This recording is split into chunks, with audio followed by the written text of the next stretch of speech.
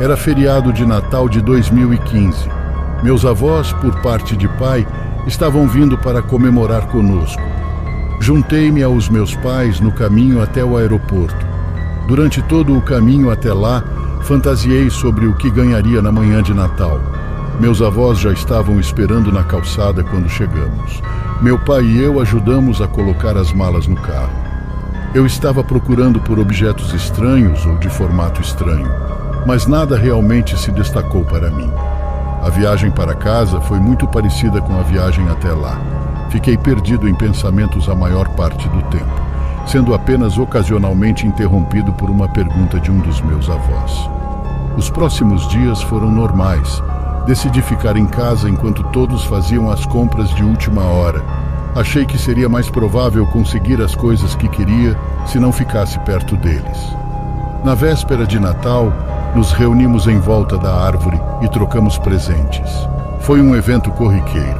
Abri os pacotes dos meus avós e fingi que estava emocionado ao receber exatamente as mesmas roupas que ganhei no ano passado. Bem, eu sei que isso parece ingrato, mas sejamos honestos aqui. Quando você está nessa idade, a última coisa que você quer é uma variedade de roupas íntimas. Na manhã seguinte foi o que eu mal podia esperar. Meu coração estava em uma bicicleta nos últimos anos. Eu até mostrei aos meus pais o modelo exato que eu queria e tudo mais. Mal dormi naquela noite.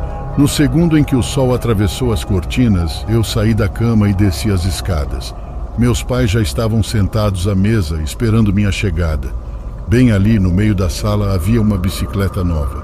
Era exatamente qual eu vinha falando e delirando nos últimos 2 anos. Eu estava tão concentrado na bicicleta que nem percebi as outras caixas debaixo da árvore. Corri, peguei as caixas. Eu não esperava muito mais, talvez algumas roupas ou algo assim, mas para minha total surpresa, havia um MacBook. Foram como 3 natais embrulhados em um. Eu sabia que meus pais se sentiram mal por não terem me dado a bicicleta no meu aniversário e decidiram gastar um pouco mais este ano para compensar isso.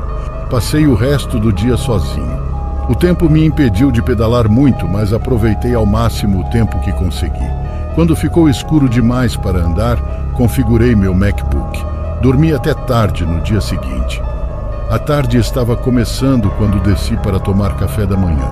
Peguei algo pequeno e ajudei meu pai a carregar todas as caixas até o meio-fio.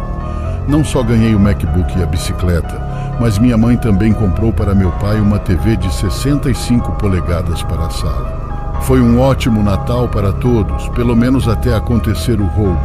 Não sabíamos disso na época, mas aquelas caixas eram como um sinal para os criminosos. Foi uma experiência de aprendizado dolorosa, que nunca mais esquecerei. Eram cerca de 2 da tarde. Eu estava navegando na internet em busca de coisas legais para melhorar minha bicicleta, quando de repente ouvi um monte de gritos na cozinha. Saí e fui recebido com uma arma na minha cara. Tudo o que pude ver foi a arma. Eu congelei e um cara que eu nunca tinha visto antes gritou para eu não me mover. Eu estava com muito medo. Ele me agarrou pelo braço e me empurrou em direção à sala com todos os outros. Meu pai prometeu que faríamos o que nos mandassem e que eles seriam livres para pegar o que quisessem. Não resistiríamos. No entanto, um cara nos manteve sob a mira de uma arma o tempo todo, enquanto outros 2 amarraram nossas mãos e nos vendaram os olhos com fita adesiva. Foi então que uma voz me disse para deitar de bruços. Ele não me deu a chance de fazer isso sozinho. Fui empurrado com força e levei um chute. Isso me tirou o fôlego por 1 minuto. Então eles colocaram fita adesiva em minha boca. Alguns segundos depois ouvi a mesma voz dizer para ajudar a pegar as coisas lá em cima. O barulho de vários passos sacudiu o chão. Eu estava com muito medo de dizer qualquer coisa.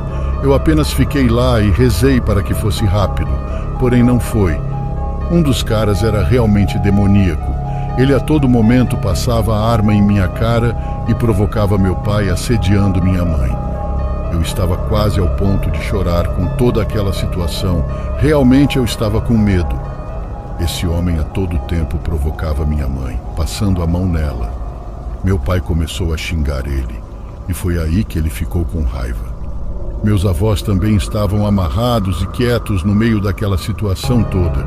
Eles só entraram em pânico quando o cara começou a bater em meu pai com muitos socos e murros. Naquele momento, eu jurei que se tivesse uma arma, eu mataria ele. Porém, o fato é que ele estava mais perto de matar meu pai do que eu matar ele. Eu pedia por favor para ele parar e deixar meu pai em paz. E foi quando, por um milagre, os outros caras desceram e falaram que iam embora. Ouvi o som da porta da garagem se abrindo. Isso foi seguido pelo barulho do que imaginei ser algum caminhão grande.